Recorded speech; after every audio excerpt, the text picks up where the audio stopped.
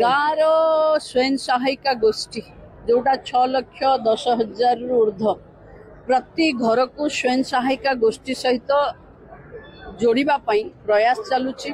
जदि को घर जोड़ी हैनी से माने नुआ ग्रुप करनबा कथा जीपीएलएफ पूर्वरु बा सीएलएफ गठन पूर्वरु से गोष्ठी माने निर्वाचित हो जावा कथा एवं ये गोटे प्रक्रिया ये बहुत आगरू होते आम ओडिशा रे एत बेलू 30 लाख महिला शक्तिशाली हो जानतानी।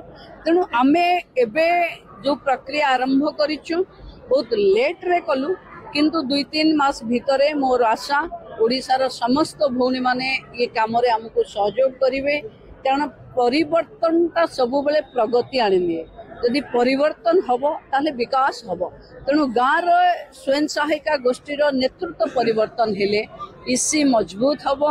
इसी मजबूत हेले आहुरी नुआ जमते आमे 15 लाख बाहर करेलनु लक्षपति दीदी आहुरी 15 लाख प्रति गाँव रे 5 जन महिला लक्षपति दीदी हेबे ये आम अपेक्षा। तेणु निश्चित भावे हबो।